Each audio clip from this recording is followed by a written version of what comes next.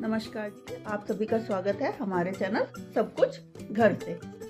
सर्दी का मौसम हो और सरसों का साग ना बने ऐसा तो हो ही नहीं सकता। तो आज हम बनाने जा रहे हैं सरसों का साग। तो इसके लिए हमने क्या लिया है, 1 किलो सरसों का साग लिया है।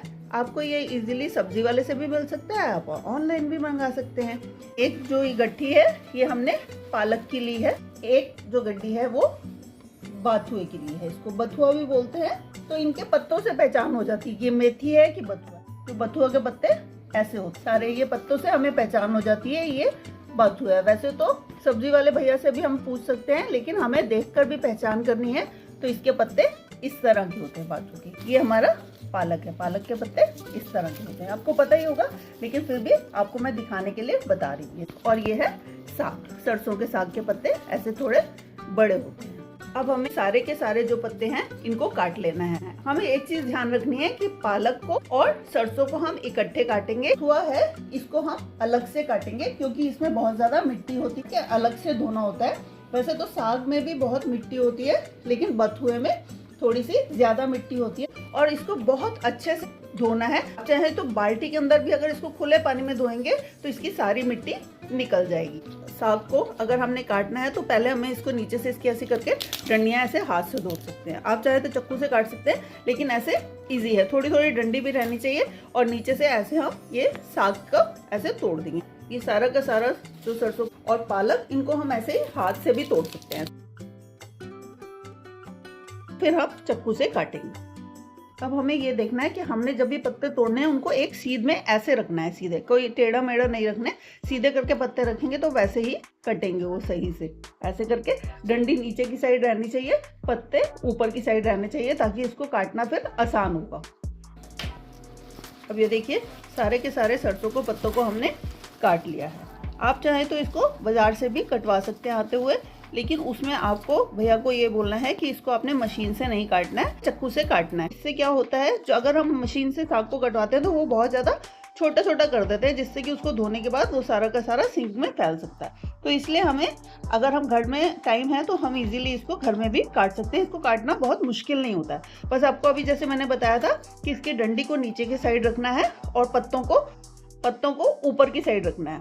इससे क्या होगा, हमें ये साग काटने में बहुत आसानी होगी। सबसे पहले हम सरसों के साग को काटेंगे, उसके बाद हम पालक को काटेंगे। वो आपको अभी मैं बताऊंगी कि कैसे इसको काटा जाता है, पालक को कैसे पत्ते तोड़ने हैं इसके। सबसे पहले हम सरसों को काटेंगे। देखिए, इसका तरीका ये है कि हम इसको ऐसे थोड़े से पत्ते ऐसे लेंगे और इसको छोटा छोटा ऐसे काटें।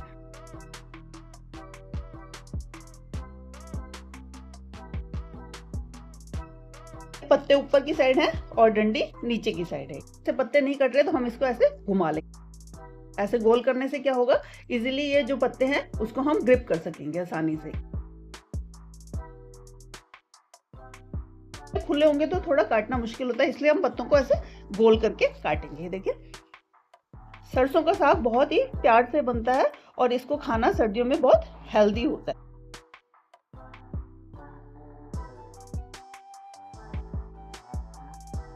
हमने सारे के सारा सरसों को काट लिया है। पत्ते आपको मोटे लग रहे हैं, उनको पतले कर सकते हैं। अब हम इसमें पालक भी काटना है। ये ऐसे बंधा होता है, इसको हम यहाँ से काटें और इसको हमने एक सीध में रखना है, ऐसे सीधा रखना है, नहीं तो ये टेढ़ा मेढ़ा हो जाएगा तो इसको काटना थोड़ा सा मुश्किल हो जाएगा। करके एक लेयर उठाएंगे, पत्तों को ऐसे यहाँ से नीचे से डंडियों को तोड़ेंगे। हम एक जगह जमा कर लेते हैं सारे पत्तों को। जो खराब पत्ते हैं उनको हम निकाल देंगे और उसमें से घास फूस भी निकाल देंगे। ऐसे पालक के पत्तों को तोड़ लिया है। अब हमें इसको काटना कैसे, पत्ते को ऐसे पकड़ना है। ये बड़े वाले पत्ते ऊपर की साइड रहने चाहिए, डंडियों को नीचे की तरफ रखना, छोटा छोटा करके काटना है। ऐसे पास से काटेंगे इसको। ये काटना बहुत सॉफ्ट होता है, पालक बहुत आसानी से कट जाता है। अब हमने जैसे साग के पत्तों को गोल किया था, इसको भी हम ऐसे गोल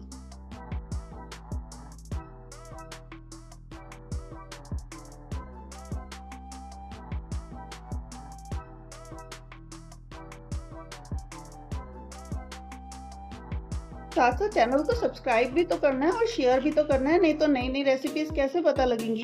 रेसिपीज चाहे पुरानी है लेकिन बनाने का तरीका तो नया है ना। ज़्यादा से ज़्यादा आपने सब्सक्राइब करना है, चैनल को शेयर करना है और कमेंट भी करेंगे तो मुझे पता लगेगा कि मैं इसको और कैसे अच्छे तरीके से बना सकती हूँ।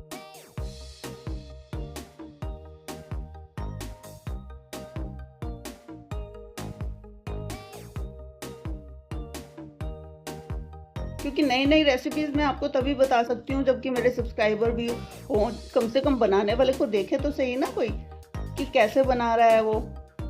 तो इसलिए आपको शेयर तो करना पड़ेगा और कमेंट भी करना पड़ेगा। अच्छे अच्छे कमेंट लिख के आपने प्रोत्साहित करना है।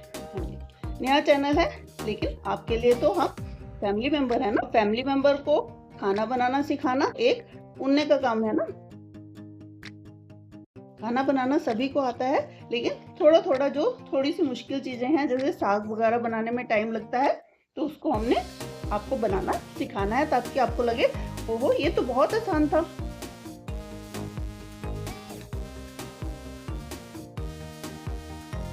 पहले सरसों का साग काटा था और उसके साथ ही हमने पालक भी काट दिया था। काटने की जरूरत इसलिए होती है क्योंकि ये फिर जल्दी से बन जाते हैं, पत्ते जल्दी से नीचे दब जाते हैं कुकर में डालने पे। कुकर में बनाएंगे साग। ये सारा का सारा पालक हमने काट लिया है सरसों के साग के। ना ज्यादा पतला ना ज्यादा मोटा काटना है। सरसों और पालक काटने के बाद हमें क्या काटना है, बाथू या बथुआ भी कहते हैं। इसको हमने अलग से काट के धोना है। ये पालक को और सरसों के साग को इकट्ठा धोना है और इसको अलग से धोना है क्योंकि बथुआ बहुत गर्म होता है, तो इसलिए हम एक गड्डी ही इसमें डालेंगे। सर्दियों के लिए ये वरदान है एक तरह से। ऐसे करके हम देखेंगे इसमें कोई पत्ता खराब तो नहीं है। नीचे जो गांठ है ये हमने तोड़ देना है, इसको अलग से रखना है और ऐसे पत्ते इकट्ठे करने और पत्तों को एक ही साइज में ऐसे सीधा सीधा रखना। वही तरीका है, इसको ऐसे घुमाएंगे और इसके अंदर ऐसे हम इसको काट लेंगे। डंडियों को छोटे छोटे, पत्ते ऊपर की साइड रखने, डंडी नीचे रखनी। पालक को और साग को एक पतीले में डाल के धोना है अच्छे से। छन्नी में नहीं धोना है, पतीले में धोना, बहुत थोड़ा थोड़ा डाल के। इसको हमने 3-4 बार थोड़े थोड़े साग को बहुत खुला पानी में धोना होता है साग को, ताकि इसमें मिट्टी ना रहे। एक बार नहीं 3-4 बार थोड़े थोड़े साग को। इसको हमने अच्छे से धो लिया है, लेकिन इसका एक तरीका है कि इसको हमने ऊपर ऊपर से उठाना है, नीचे तक हाथ नहीं मारना, नहीं तो नीचे की मिट्टी इसमें आ जाएगी। जबकि हमने इसको 4-5 बार थोड़े थोड़े साग को करके धोया, तो हमें क्या करना है, इसको ऐसे पकड़ना है और अच्छे से ऐसे लेके उसको ऐसे अच्छे से दबाना है। ऐसे करके सारा पानी हमें इसका निकाल देना है अच्छे से, और करके इसको हमने कुकर में डाल देना है। ये देखिए सारा कुकर में डालना है। ये देखिए इसमें ऐसे उठाना है, ऊपर से उठाना है, पानी को नीचे रख देना है। पानी भरा होना चाहिए पतीले में। ऐसे करके तो अच्छे से निचोड़ना है। फिर उसके बाद हमें इसको कुकर में डालना है।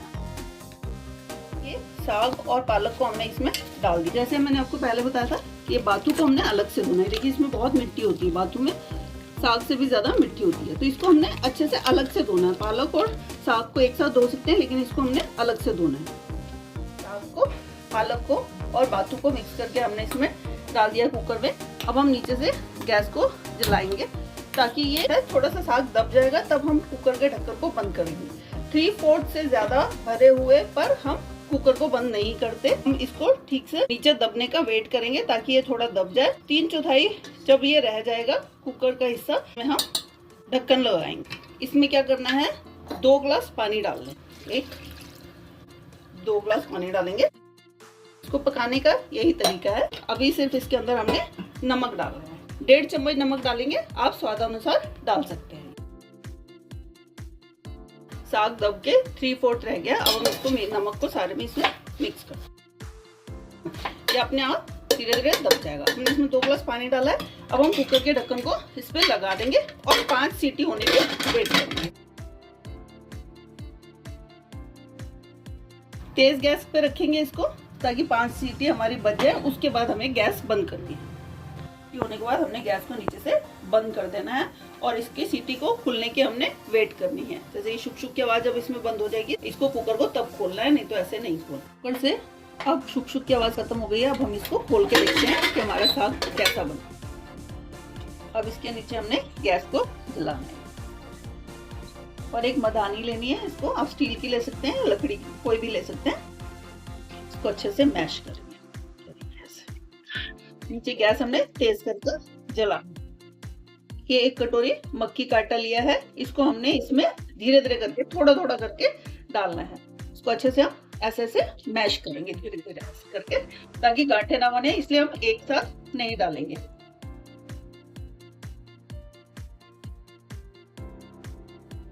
थोड़ा थोड़ा करके डालेंगे तो गांठें नहीं बनेंगी। सारे लम्स को हमने तोड़ देना। मक्की का आटा हमने सारा डाल दिया 1 कटोरी भर के।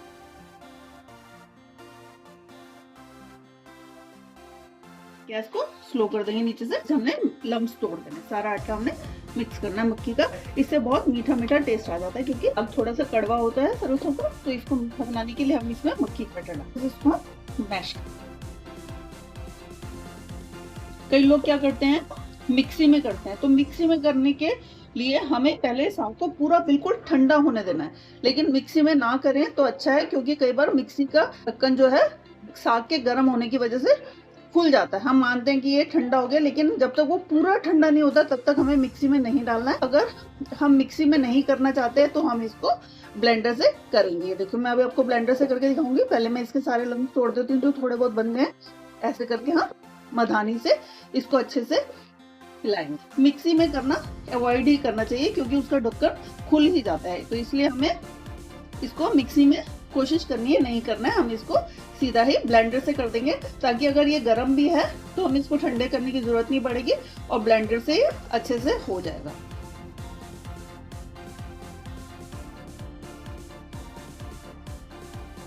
ब्लेंडर से अच्छे से हमने साग को घोट दिया। अब इसके सारे लम्स खत्म हो चुके हैं, और जो ये साइड में लगा हुआ है इसको ऐसे अच्छे से मिक्स कर देंगे, क्योंकि आटा हमारा अच्छे से पक चुका है। अब हम क्या करेंगे, नीचे से गैस को स्लो करके चलाएंगे और इसमें तड़का लगाएंगे। तड़का लगाने के लिए हमें इसमें देसी घी लेना है। देसी घी को अच्छे से मेल्ट करना है। सरसों के साग में देसी घी या मक्खन जरूर डलता है। आप चाहे तो इसमें मक्खन भी डाल सकते हैं, लेकिन मैंने इसमें देसी घी डाला है 1 चम्मच। 1 बड़ा प्याज लिया है, 1 चम्मच जीरा डाला। हमारे अच्छे से भुन गए। चम्मच लाल मिर्च पाउडर डालेंगे, थोड़ी सी दालचीनी पाउडर डालेंगे, हींग डालेंगे, सौंठ का पाउडर डालेंगे, क्योंकि हमने इसमें अदरक नहीं डाला, क्योंकि कई बार बच्चे अदरक नहीं खाते, उनके ये सारा मसाला हम इसमें डाल देंगे। साग पूरा अच्छे से घुट गया है और बनके तैयार है। इसमें थोड़ा सा देसी घी डाला हमने, ये देखिए खाइए, और मक्की की रोटी या गेहूं की रोटी के साथ इसका मजा लीजिए। साथ में थोड़ा गुड़ भी ले सकते हैं। चैनल को सब्सक्राइब कीजिए, लाइक कीजिए और कमेंट भी कीजिए।